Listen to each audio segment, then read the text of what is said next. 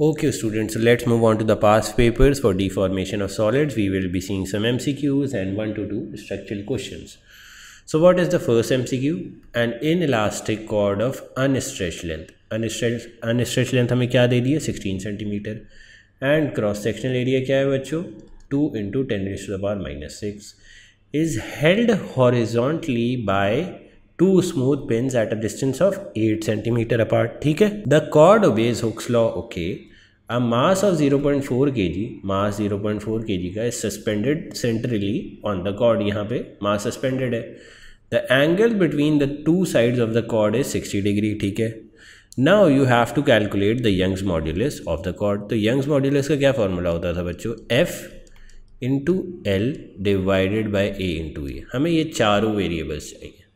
तो first of all L देख लेते हैं. अनस्ट्रेच लेंथ क्या होगी बच्चों 16 सेंटीमीटर. तो एल हमारे पास आ गया 0.16. एक्सटेंशन क्या होगी अगर आप इसको देखो तो 8 यहाँ पे 8 यहाँ पे, तो यहाँ पे क्या होगा 8. This is an equilateral triangle. 80 के ऑपोजिट 60 है तो यहाँ पे भी 60 होगा. 8 के ऑपोजिट 60 है तो यहाँ के 8 के ऑपोजिट भी 60 होगा. Remaining angle 60. तो दिस विल ऑल्सो बिकम 8. अच्छा, तो यहाँ पे total length after applying the load क्या हो गई 8 + 8 + 8. टोटल लेंथ क्या हो गई 24 centimetre after the load is applied. तो एक्सटेंशन क्या हो गई बच्चों initial length that was total length that was 24 centimetre minus initial length 16 centimetre. Extension क्या आ गई 8 सेंटीमीटर. इसको आप किस तरह लिख सकते हो 0.08 मीटर. तो एक्सटेंशन भी आ गई 0.08 मीटर. एरिया भी आपको पता है. Area is 2 × 10⁻⁻⁶. Let me make the 10 correct. Meters minus 2. Oh, sorry, meters square. Sorry for the -2 here. This would be meter square. ठीक है.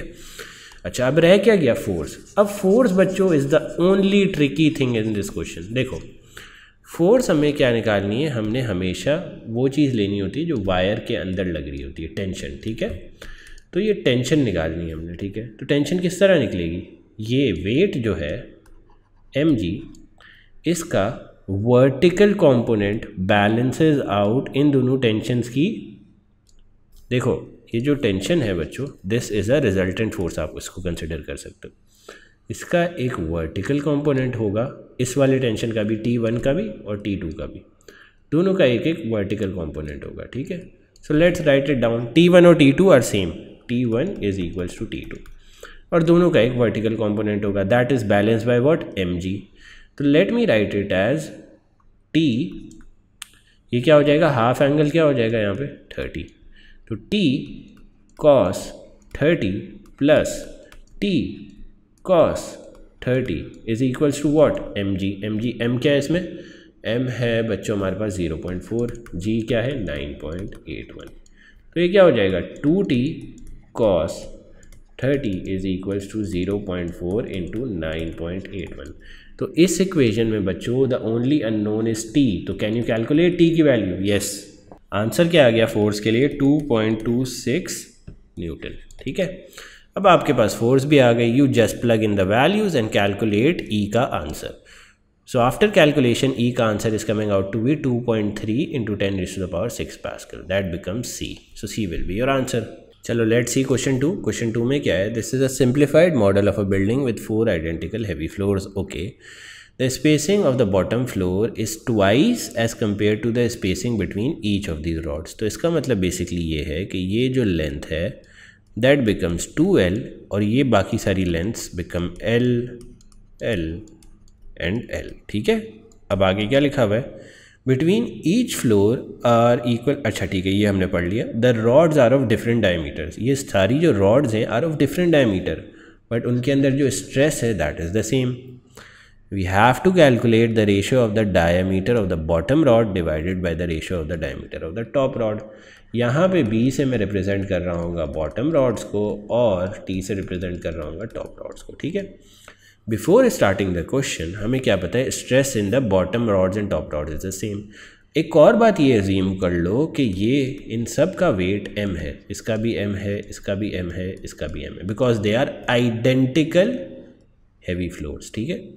तो मुझे बताओ बच्चों stress for the top rod क्या होगा. Force on the top rod divided by the area on the top rod. तो force on the top rod किस चीज़ का कंपोनेंट है? सिर्फ एक mg का। तो this will B mg divided by pi dt square divided by 4। ठीक है। Stress on the bottom rod किस चीज़ के इक्वल होगा? fb divided by ab। fb किस चीज़ का fb पे कौन कौन सी फोर्सेस की एडिशन होगी? एक ये वेट होगा, एक ये वेट होगा, एक ये वेट होगा, एक ये वेट होगा। बॉटम रॉड पे 4 mg लग रहा है क्योंकि ये सारे वेट्स लग रहे हैं बॉटम रॉड पे। तो 4 mg divided by pi d bottom square divided by 4। Now we can equate s t is equal to s b, क्योंकि हमें पता है stress in the bottom rod is equal to the stress in the top rod. तो ये क्या हो जाएगा?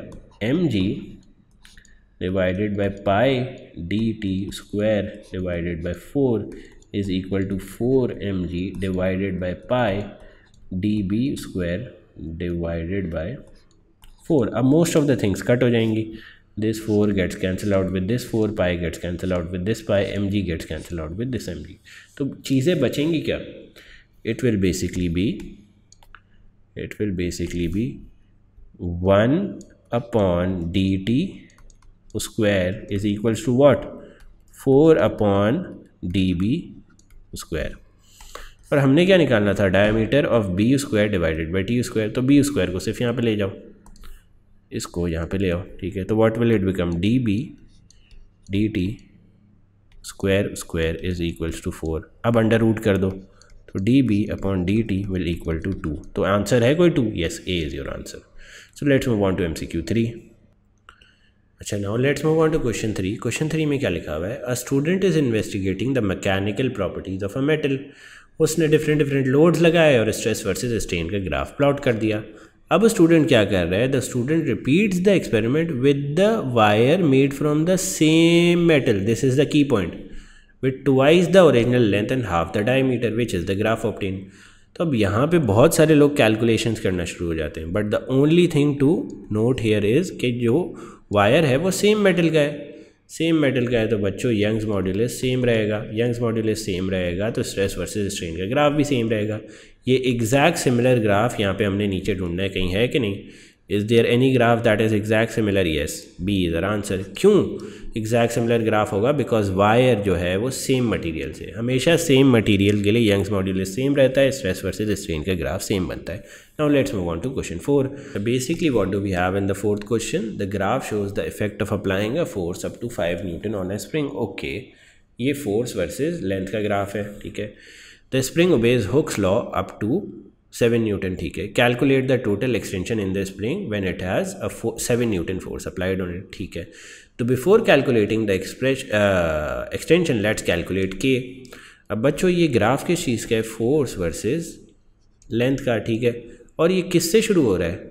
Original length से, LO से। तो ये जो बाद में बाकी सारी चीज़ें आ रही हैं वो एक्सटेंशन है। So can I calculate the gradient of this graph and find out x? Yes, but इसमें अभी भी एक ट्रिक है। ग्रेडियंट क्या होगा? Change in length that is equals to extension divided by what? Force divided by force. तो k किसके equal होता था? k was equal to force upon e. तो ये जो हमारा ग्रेडियंट आएगा ना, उसको हमें 1 से डिवाइड करना पड़ेगा टू कैलकुलेट k। तो फर्स्ट ऑफ ऑल ग्रेडियंट निकाल लेते हैं। ग्रेडियंट के लिए वी टेक 2 पॉइंट्स। ये कौन सा पॉइंट हो जाएगा? 5 इंटू 14 फर्स्ट पॉइंट, और ये कौन सा पॉइंट हो जाएगा? Second point. इस पॉइंट के कोऑर्डिनेट्स क्या होंगे बच्चों? इस पॉइंट के कोऑर्डिनेट्स होंगे 0 into 11। Yes, x is 0 and y is 11। तो ग्रेडियंट क्या हो जाएगा? 14 minus 11 divided by 5 minus 0 that equals to 3 divided by 5। अब ये जो हमारे पास आया है दिस इज़ 1 अपॉन के निकालने के लिए वी रेसिप्रोकेटेड। के क्या आ जाएगा? 5 upon 3। Now we have to calculate the extension when force is 7 Newton. तो फोर्स इज इक्वल टू के। का फॉर्मूला लगाया, फोर्स को 7 न्यूटन रखा, के को रखा 5 अपॉन 3। ई निकाल लेते हैं हम। 7 into 3 divided by 5 is equals to extension equals to 4.2 centimetre. तो ए हमारा आंसर होगा। यस, 4 का आंसर ए है। Now let's move on to question 5। अच्छा, in question 5 what do we have? We have a extension versus force का graph. Extension versus force का graph. तो अगर इसका ग्रेडियंट निकालते हैं change in y divided by change in x, तो वो क्या आएगा? e upon f k that is equal to what? 1 upon k. तो फर्स्ट ऑफ ऑल ग्रेडियंट निकाल लो बच्चों। ग्रेडियंट क्या होगा? दैट इज़ 15 0.15 हो जाएगा ऊपर। मैंने डिवाइड क्यों किया, because this is in centimetre, और फोर्स क्या आ जाएगी 6 Newton is equals to 1/k। ठीक है, तो k किसके इक्वल हो जाएगा, k would be equal to 6 divided by 0.15, that comes out to be 40 newton metre minus 1। Now let's move on to question 6। तो question 6 is a similar type of question जो हमने notes में भी किया है। 0.8 metre length of steel wire, भाई इसकी length क्या आ गई स्टील वायर की, LS करके लिख देते हैं 0.8। इसकी ब्रास की लेंथ क्या आ गई, LB क्या हो गया 1.4 metres. They are joint together, the combined wires are suspended from a fix rod, और उसके ऊपर फोर्स क्या लग रही है, फोर्स इस पर भी क्या होगी 40 न्यूटन्स, इस पर भी फोर्स क्या होगी 40 newtons. The Young's modulus of steel क्या है, यंग्स मॉड्यूलस ऑफ स्टील हमने लिख दिया 2 × 10⁻11 और इसके साथ सब्सक्रिप्ट S डाल देते हैं। यंग्स मॉड्यूलस ऑफ ब्रास क्या है बच्चों 1 × 10⁻11। ठीक है, each wire has a cross sectional area, area भी बता दिया सबका, एरिया इसका क्या आ गया 2.4 × 10⁻⁻6 और इसका भी एरिया यही है, area is equals to 2.4 × 10⁻⁻6। The wire extend without reaching their elastic limit, what is the total extension, तो दोनों की एक्सटेंशन निकाल सकते हो। हमने क्या पढ़ा था, E is equal to FL divided by A, E इस वाले फॉर्मूले में E को सब्जेक्ट बना दो। How will you create E as the subject, Young's modulus into A divided by F, no not like this, one second, you will just do one thing, इस E को क्या करोगे, इस E को ऊपर ले आओ और यंग्स मॉड्यूलस को नीचे ले जाओ, तो what will it become, extension will be equal to what, FL divided by A into Young's modulus. तो इस वाले फॉर्मूले से first of all extension of steel निकाल लो, फिर एक्सटेंशन ऑफ ब्रास निकाल लो, you know all the 4 values for both the materials. तो आंसर इसका आना चाहिए B, you can do it at your home and confirm the answer from here, B इसका आंसर आना चाहिए। I have also done this type of question in the notes, so I am not repeating it, ठीक है। Now let's move on to question 7. A metal cylinder is able to withstand a compressive force of 4 kilonewtons without deforming plastically, okay. The cylinder has a cross-sectional area of this and would be at its elastic limit when a stress phi is applied.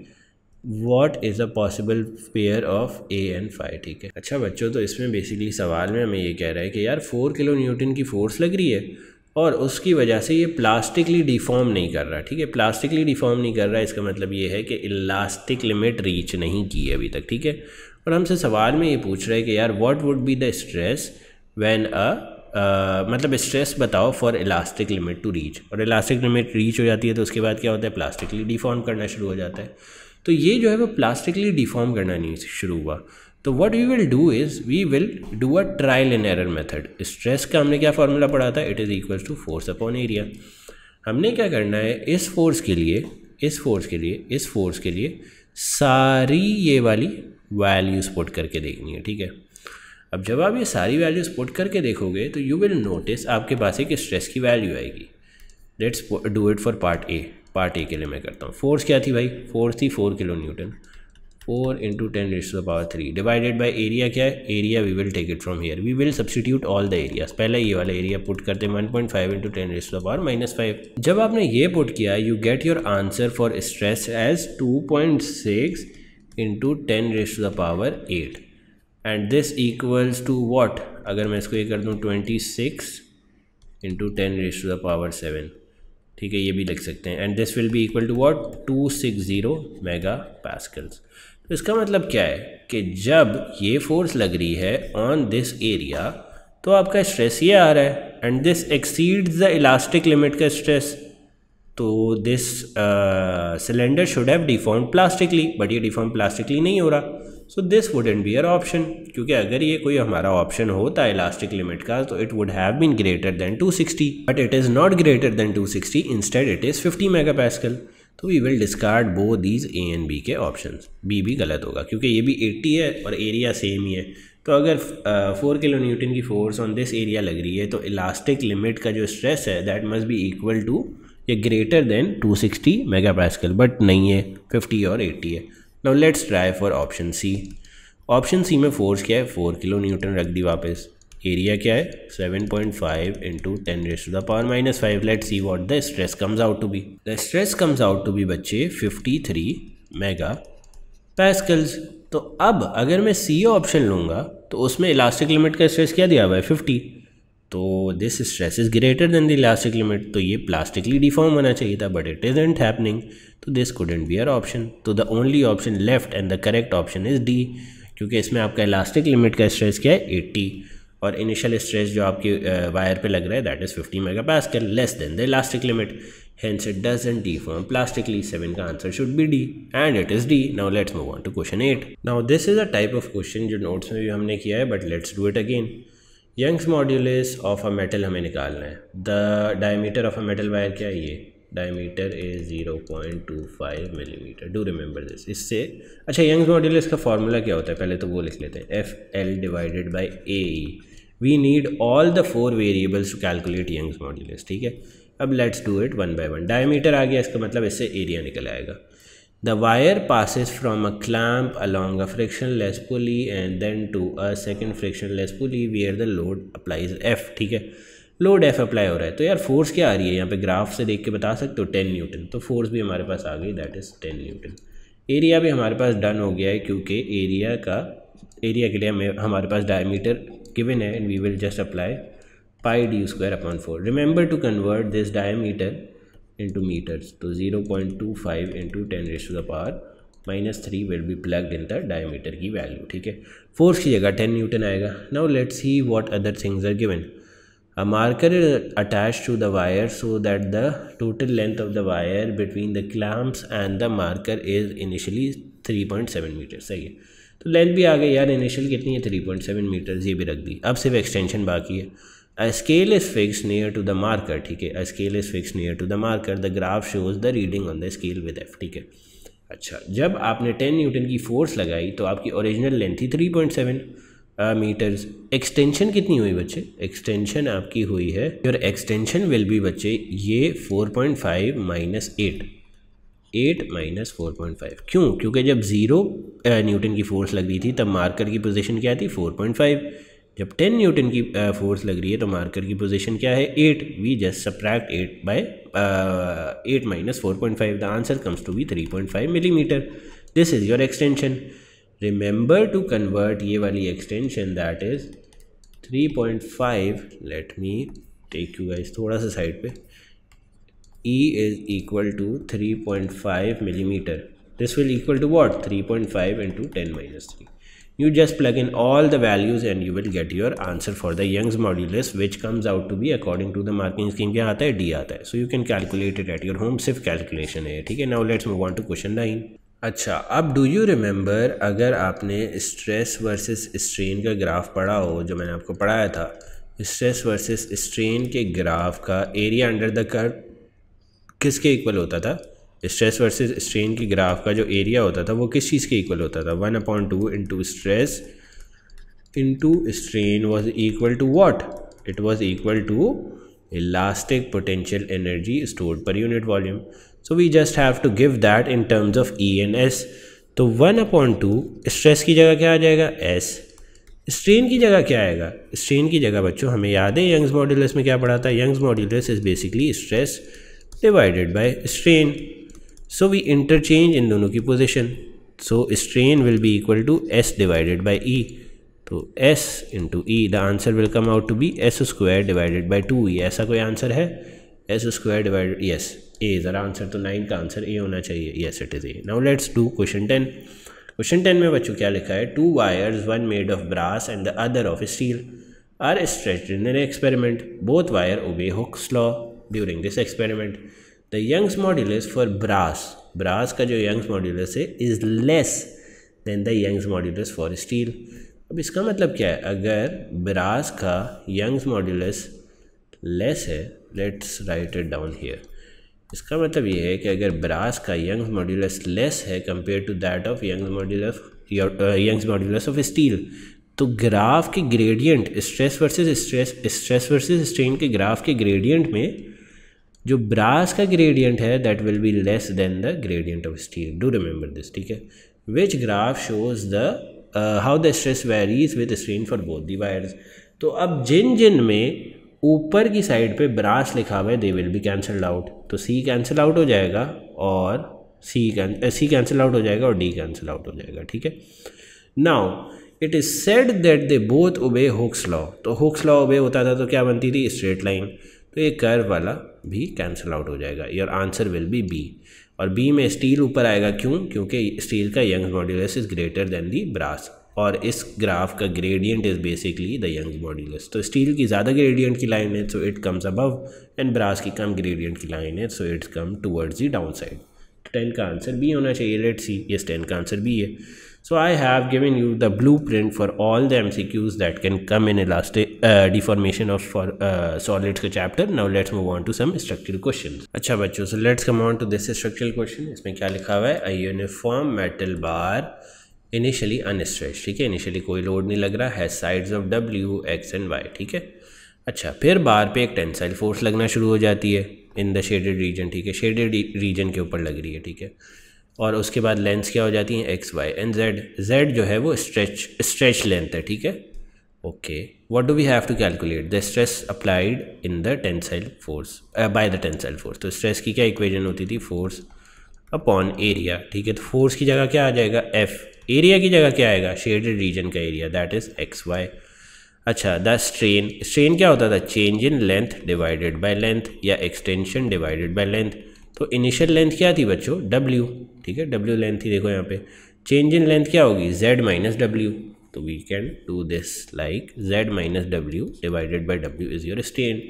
Young's modulus क्या होता था भाई, stress divided by strain. Stress की क्या value आ रही है, F divided by X Y, और ये क्या है, Z minus W divided by W। So if I can write it neatly here, let me erase this, F upon xy divided by what, Z minus W divided by W, multiply it equals to F upon xy into what, W divided by Z minus W। तो final answer क्या आ जाएगा Young's modulus का, FW divided by XY Z minus W। So this will be your Young's modulus का answer. Now let's move on to part B. A copper wire is stretched by a tensile force that gradually increases from 0 to 280 Newton. The variation with extension of the tensile force is shown in figure 3.3. Okay, force versus extension का graph given है। Calculate the maximum extension of the wire for which it obeys Hooke's law. भाई Hooke's law obey करेगा तो क्या होगा, straight line होगी। तो straight line maximum कहाँ तक आ रही है, लेट्स सी, ये 2 तक भी आ रही है। लेट्स ड्रॉ अ लाइन, ठीक है। What you usually do to do these types of question is you draw a line. तो हम लाइन टूल लेते हैं और ड्रॉ करते हैं with the same gradient. Let's see till where the line obeys, ठीक है। Let's continue it forward. Yes, इस पॉइंट पे जाके the line starts to diffract या deviate. This is what 2.2 centimetre. तो एक्सटेंशन क्या हो जाएगी, सॉरी 2.2 मिलीमीटर। हमने बेसिकली क्या किया, लाइन टूल ली since we are on the OneNote. आप लोग क्या लोगे, रूलर लोगे या स्केल लोगे और उसको इस लाइन पे प्लेस करोगे जो कर्व की लाइन है। जिस पॉइंट पे रूलर से डिविएट करना शुरू हो जाएगा ना कर्व, ये देखो यहाँ पे कर्व जो है वो डिविएट करना शुरू हो गया रूलर की लाइन से, that is the point till where the Hooke's law is following. तो दैट इज 2.2 मिलीमीटर। अच्छा, use figure 3.3 to determine the strain energy in the wire when the tensile force is 120 newton. भाई 120 newton की tensile force है तो we have to calculate the strain energy. तो first of all the 120 newton होगा कहाँ पे, 1 2 3 4 5 6 7 8 9 10। So 10 boxes represent what, 80 newtons. तो 1 box will represent what, 8 newtons. हमने किसके लिए निकालनी है, 120 न्यूटन्स के लिए। So 1 2 3 4 and 5. Let me mark it again, just erasing this here dots ताकि we mark it correctly. 1 2 3 4 and 5. तो 5 पे जाके फर्स्ट ऑफ ऑल तो एक लाइन बना दी और फिर एक एक्सटेंशन की लाइन नीचे ड्रॉप कर दी। That is equal to what, extension किसके इक्वल हो जाएगी, यहाँ पे 10 boxes on the x axis represent what, 2 units, तो 1 बॉक्स विल रिप्रेजेंट 0.2 और ये कितने यूनिट्स हैं, 7 यूनिट्स है, तो this will come out to be 1.4 millimetre.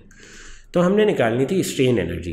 तो do you remember strain energy क्या होती थी, area under the graph of force versus extension. तो let's calculate it, 1/2 into force into extension. Force क्या थी बच्चों, 120 न्यूटन, एक्सटेंशन क्या है 1.4 मिलीमीटर, पुट इट, और मिलीमीटर को कन्वर्ट करना ज़रूर। So 1.4 into 10-3, the answer comes out to be 0.084 joules. Simple. Explain why the work done in stretching the wire to an extension of 12 millimeter is not equal to the energy recovered when the tensile force is removed. Basically वो ये कह रहा है कि यार अगर आप wire को एक्सटेंड करोगे, let's erase this previous part की working.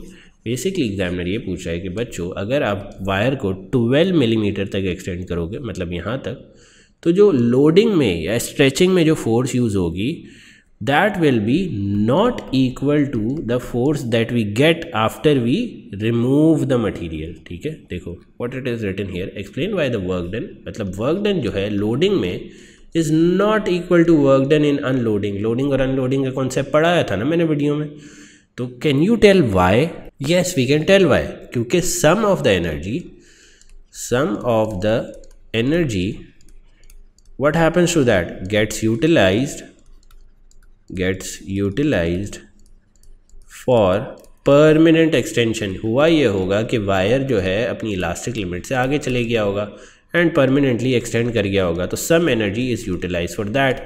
Hence, we can't recover the complete energy. Can't recover the complete energies. This would be your complete answer. इसकी मैंने आगे मार्किंग स्कीम भी लगाई हुई है, you can check it. The answers are pretty similar. ठीक है, now let's move on to structural question number 2. A spring is extended by a force. Force versus extension का ग्राफ गिवन है। ठीक है, state the name of the law that relates force versus extension. Simplest question in A levels. Hooke's law.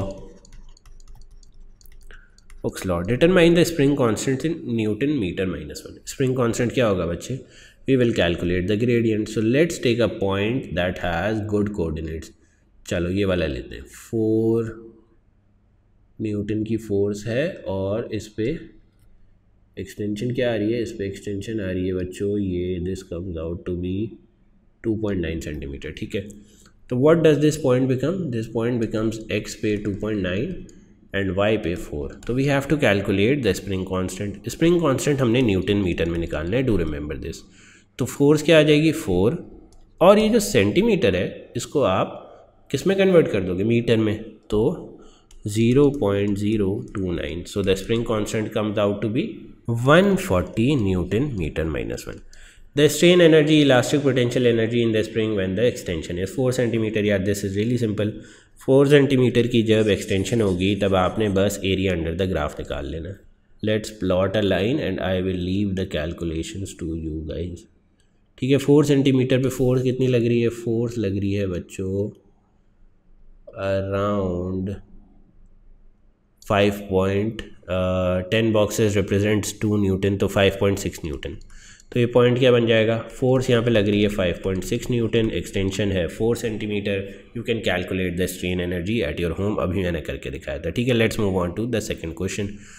One end of a spring is attach to a fix point A. ठीक है, इस fix point पे attached है। A cylinder that is submerged in a liquid is now suspended from the other end of the liquid. भाई cylinder जो submerged है it is suspended through the spring.